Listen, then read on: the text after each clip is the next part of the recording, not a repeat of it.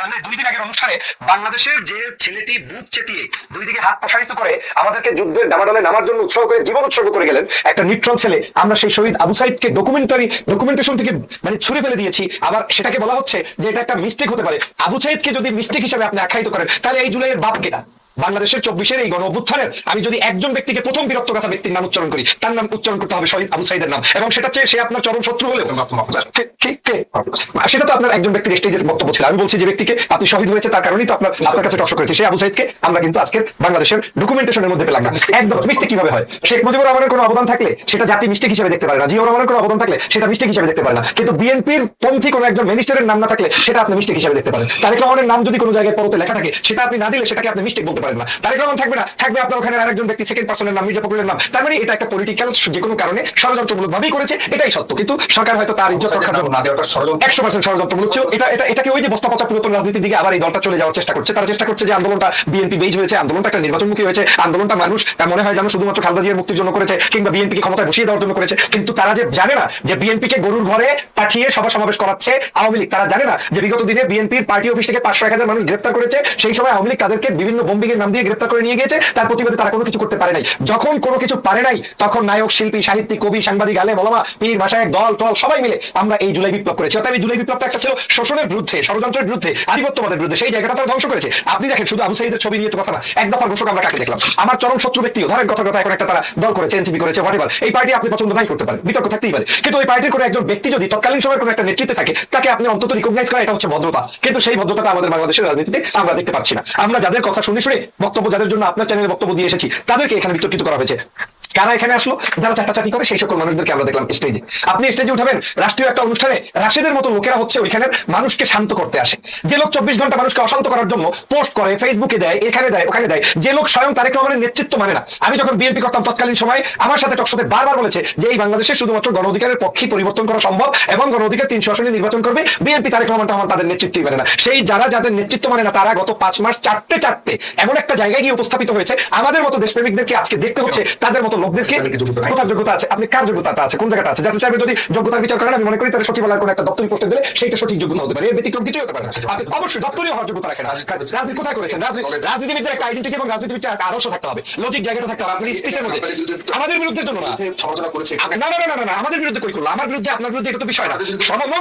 তার নিজের মানে নিজের বক্তব্যকে টুয়াইসলি উপস্থাপন করছে যখন তারা নিজেরা সংস্কারের পক্ষে কথা বলেছে, একসময় তারা গণভোটের পক্ষে কথা বলেছে, একসময় তারা আন্দোলন সংগ্রামের পক্ষে ছিল। তারপরে তারা যখন এই জায়গা থেকে ভিন্ন জায়গায় গেল শুধু এই পদ পদবি চাকর, সে তো সিগারেটের বিএনপির। আপনি জানেন যে যদি বিএনপির ধানের শীষের কোনো প্রতীক পাওয়ার পরে লোকটা যদি কোনো নির্বাচনে থার্ড হয়, ধরে নিতে হবে তার চেয়ে অপদার্থ নেতা আর বাংলাদেশে নাই। ধানের শীষ তো বাংলাদেশে এমন কোনো প্রতীক না যে তাকে থার্ড হইতে হবে। ধানের শীষ আমার একটা প্রতীক, হয় ফার্স্ট হওয়া নয় সেকেন্ড হওয়া। তিনি হয়েছেন থার্ড। এই থার্ড ক্লাস সিগারেটের লোকটাকে আইনে প্রধানমন্ত্রীর আশেপাশে বসিয়ে দেন, এর জোতা টানার যোগ্যতা তো তার নাই। আমি সে কারণে বলছি বিএনপির কি অযোগ্য লোক আছে নাকি? যোগ্য লোকের অভাব আছে নাকি বিএনপিতে? হাজার হাজার মামলা খাওয়া লোক আছে যারা বিএনপি চালাতে পারে, বিএনপির পাশে দাঁড়াতে পারে। আমি 5ই আগস্টের পরে সেই সকল ভদ্র মানুষদের সিনারিও দেখছি না, তবে তাদেরকে দেখেছিলাম জেলের মধ্যে, তাদেরকে দেখেছিলাম মামলার মধ্যে, তাদেরকে দেখেছি হামলা সহ্য করতে। তারা এখন বিএনপির বড় বড় জায়গাগুলোতে নেই, শুধু 5-8টা দালালগুলো আজকে এখানে বসে গিয়েছে। আমি যে কারণে বলছি যে 24-এর সঠিক ইতিহাসটা জনগণের কাছ থেকে মুছে দেওয়া হচ্ছে, এটা আমি পিএমকে দোষারোপ করবো এমনটা নয়। আমি এটা মনে করি যে তার আশেপাশের সেটিং গুলো এমন এমন জায়গা থেকে করে দেওয়া হয়েছে যারা উদ্দেশ্য প্রণোদিত ভাবেই বিএনপিকে কুয়ার ভিতরে ফেলতে চায়। এবং আপনি দেখেন যেই নুরুল হক নূর শেখ হাসিনাকে বললো মা, আম্মা বলে ডাক দিল, সেই নুরুল হক নূর শিবিরের ভোট পেয়ে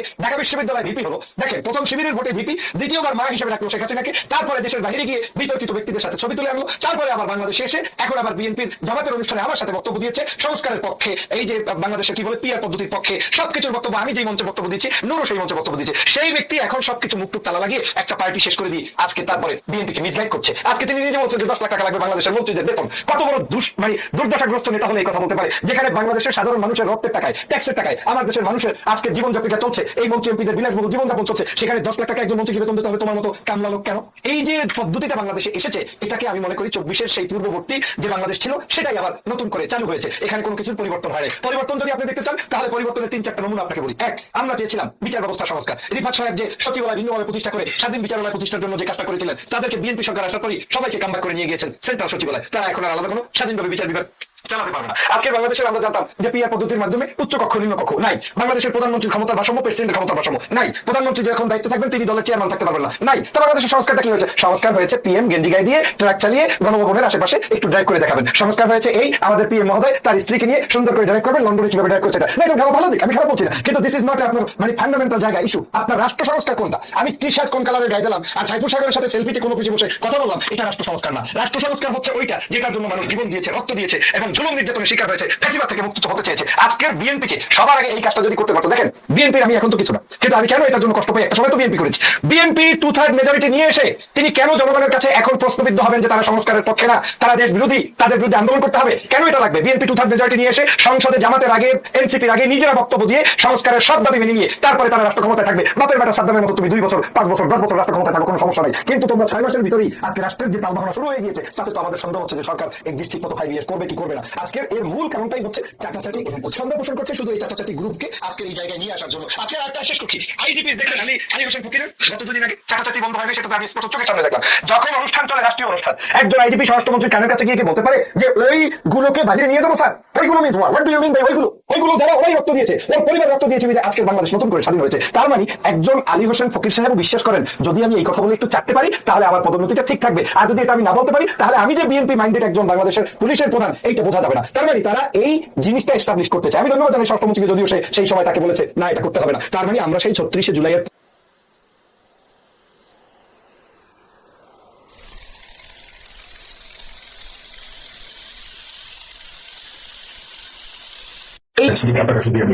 মানে তার বক্তব্য কয়েকটি বিষয় তিনি প্রশ্ন করেছেন যে তার প্রমাণ যেগুলি দেশে এসছেন তিনি নিজেকে বন্ধ করেছেন, তিনি কিছু বলছেন যেটা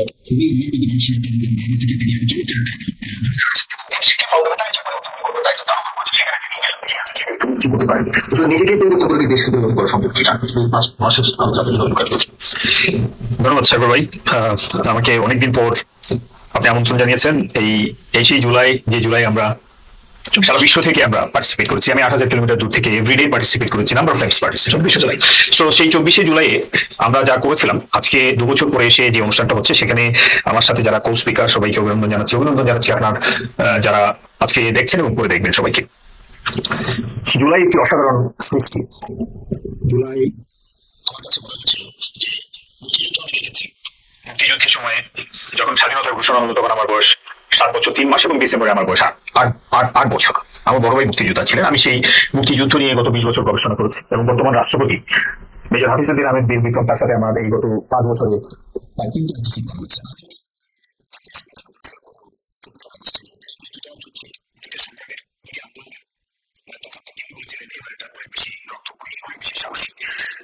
জুলাইয়ে আবু সাইদ 16 জুলাইতে যখন সে হাত সম্প্রসারণ করে আতাউতি দিল এবং তার বুকে গুলি লাগলো, তখন আমার কাছে আমি দাঁড়িয়ে গেছি টেলিভিশনের সামনে যে এটা কি করে সম্ভব। পরদিন থেকে 21টি সংস্থা লন্ডনে আমরা একসাথে নেমে পড়ি রাজপথে। প্রতিদিন 5 থেকে 10,000 লোক তাদের চাকরি বাকরি রুটি রোজগার বাদ দিয়ে আমরা ডাউনিং স্ট্রিটের সামনে, ট্রাফালগার স্কোয়ারে, হোয়াইট চ্যাপেলে, আলতাবালি পার্কে আমরা জড়ো হয়েছি এবং সেমিনার সিম্পোজিয়াম প্রায় 10টা টেলিভিশনে আমরা আমাদের বক্তব্য উপস্থাপন করেছি। আমরা House of Lords, house of কমন্সে গেছি। আমি গত বছরও এই জুলাই যে উদযাপন হয়েছে আমাদের ন্যাম সম্মেলন, এই যে চাইনিজ ইয়েতে ভেন্যুতে, ওখানে আমরা একত্রিত হয়েছিলাম দলের অসংখ্য নেতা কর্মী। শুধু একজন ছিলেন না, তিনি ছিলেন না জনাব তারেক রহমান। এই গত 2 দিন আগে যে জুলাই উদযাপিত হলো সেটি আমি অনলাইনে দেখেছি। আমি বিশেষ কারণে যেতে পারিনি। মাননীয় রাষ্ট্রপতি সঠিক বলেছেন যে অত্যন্ত দুঃখজনক আমাদের ডিপ্লোমেটরা চলে গেছে এবং এই যে অপ্রত্যাশিত ঘটনা, যে বুয়া শব্দ উচ্চারণ একটা রাষ্ট্রীয় অনুষ্ঠানে, সেটি ছিল দুঃখজনক। এবং এর পিছনে যে ব্যাকগ্রাউন্ড, এখানে একটি নাম আসছে রাশেদ, সেটি নিয়ে ফজলুল হক সাহেব যা বললেন, আমি এই ব্যাপারে কিছু না বলে আমি সার্বিক বিষয়ে, তিনি বলেছেন যে 90% ব্যর্থ বিএনপি, এই জায়গাতে আমার কিছু বক্তব্য আছে। বিএনপি এই 5 মাসে যে কাজ করেছে সেটি হলো একটি অসাধারণ এপিসোড করেছে। বিশেষ করে পার্লামেন্টে বসে যে সেশনগুলো হয়েছে, এটি ছিল দম বন্ধ করা। দীর্ঘ যে 17 বছরের জঞ্জাল, এগুলোকে পরিষ্কার করতে গিয়ে অনেকগুলো অ্যাক্ট এবং পার্লামেন্টের প্রসিজারে অনেক কাজ হয়েছে এবং নতুন পার্লামেন্টারিয়ানরা অনেক শিখেছে, জাতি দেখেছে। এর মাঝখানে যে কাজগুলো তারেক রহমান সাহেব করেছেন সেটি আমি গ্লোবালি, রিজিওনালি এবং লোকালি বাংলাদেশের প্রেক্ষাপটে আমি অ্যাপ্রিসিয়েট করছি বেশ কিছু জিনিস। যেমন তিনি লুকিস পলিসিতে যে মালয়েশিয়ায় প্রথম যাওয়া এবং চায়নায় যাওয়া, এটা ছিল একটা some sort of big bang.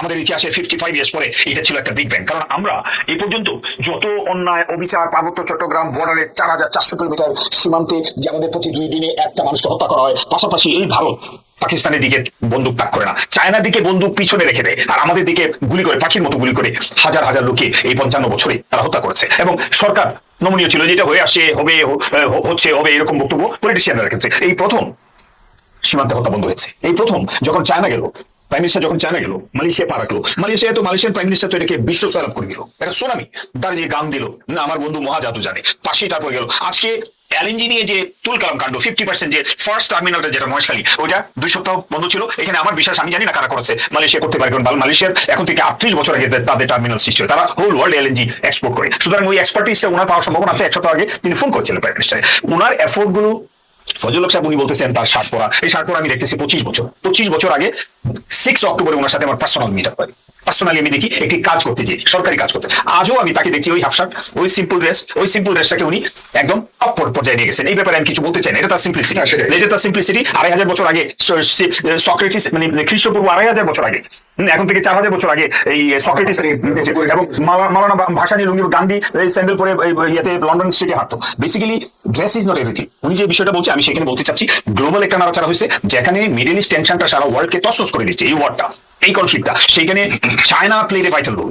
Malaysia neutral থেকে ইসলামিক কান্ট্রি হিসেবে একটা দারুণ ব্যাপার। এই দুইটা দেশের প্রথম যাওয়া, এটা স্ট্র্যাটেজিক্যালি মহাকৌশল হিসেবে একটি অসাধারণ বিষয়, মানুষের হৃদয়ে কাজ করেছে। দিস ইজ 1 2 জাতীয়ভাবে তিনি মানুষের দ্বারে পৌঁছার জন্য তিনি যে 22 দিন মুভ করেছেন। আমি তখন এই ঢাকা 17তে আপনার বাড়িধারা ডিওএইচএস আমি 7,000 আমি আসছি ওনার পয়েন্টে আমি আসছি আর যে ব্যক্তিগত সিলেকশন, দলীয় ভাবে কে কাকে সিলেক্ট করছে সেটার ব্যাপারে আমার তেমন কিছু জানাই না। 17 বছর ছিল আবু সাইদ যে না থাকে এই ব্যাপারে রাষ্ট্রপতি, মহামান্য রাষ্ট্রপতি নিজে স্টেজে দাঁড়িয়ে বলছেন, সেটি ভাইরাল হয়েছে। রাষ্ট্রপতি বলছেন আবু সাইদ যেখানে নাই সেই ডকুমেন্টারি জুলাই ডকুমেন্টারিতে 26 জুলাই কিংবা আগস্ট ডকুমেন্টারিতে ডকুমেন্ট ছিল না। এটা রাষ্ট্রপতি বলার পরে আমাদের এখানে আর কোনো কিছু বলা নাই। বেসিক্যালি এটা একটা মেজর ফল্ট ছিল, it's a major mistake, major fault or intentional something. যেই করে থাকুক মানে দায়িত্ব কিন্তু চলে যাবে জনাব তারেক রহমানের ঘাড়ে। সুতরাং এটা দেখতে হবে পলিসি মেকিং বা সাম সর্ট অফ স্ট্র্যাটেজিক যে সিদ্ধান্ত নেওয়ার আগে এইরকম একটা ডকুমেন্টারি যারা দায়িত্ব আছে, তথ্য দায়িত্ব আছে,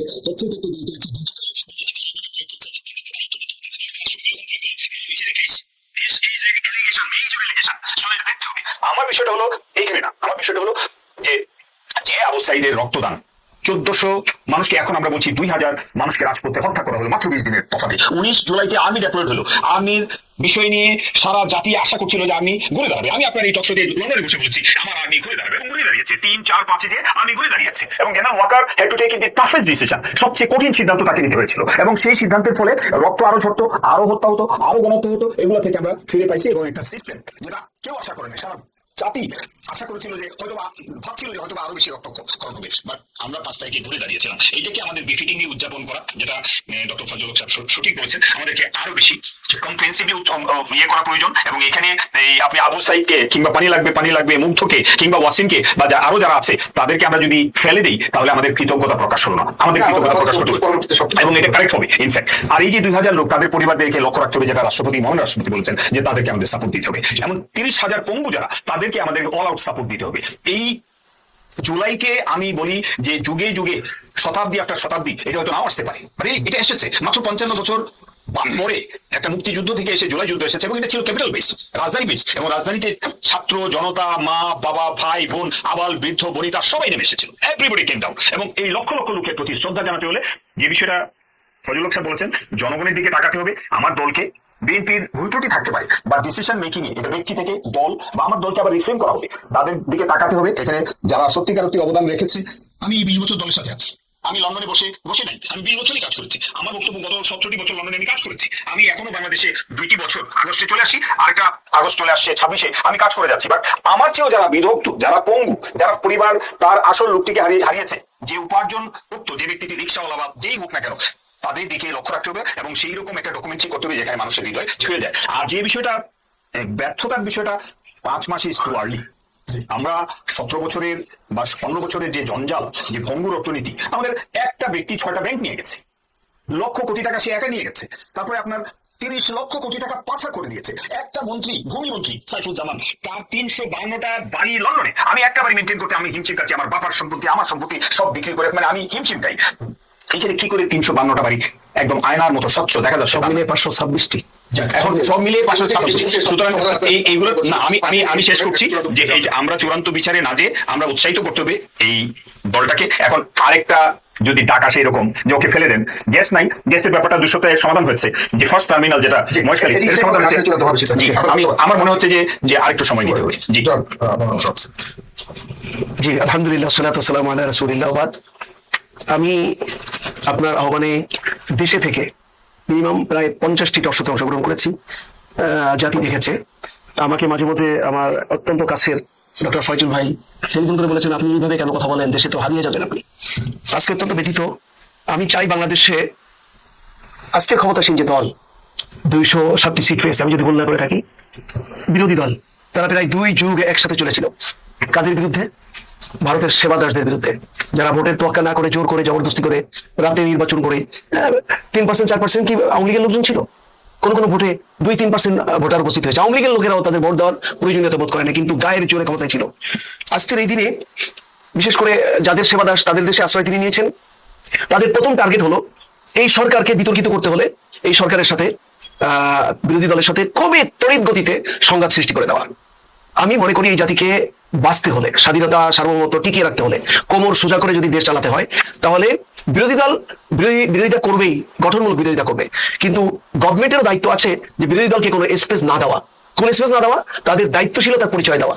এমন কোনো কাজ করা উচিত নয় যে কাজের দ্বারা জুলাইকে ব্যাহত করা হয়, জুলাইকে প্রশ্নবিদ্ধ করা হয়। 24 জুলাইয়ের আজকে হলো 26 জুলাইয়ের 7 আগস্ট, এখনো 24 জুলাইয়ের এই 7 তারিখে সরকার গঠন হয়েছিল না। 5 তারিখে বিকালবেলা বা দুপুরের পরেই ঘোষেরি বেগম বিদায় নিল। 6 তারিখ 7 তারিখ মাঝখানে গেল, তারপরে 8 তারিখে যে রাত্রবেলায় বা সন্ধ্যাবেলার দিকে পরে 8টা 8:30 9টার দিকে সরকার গঠন হলো, অন্তর্বর্তীকালীন সরকার।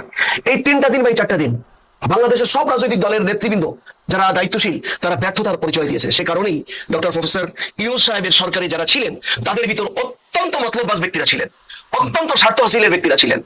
আপনারা কি করেছেন? বিএনপি কি করেছেন?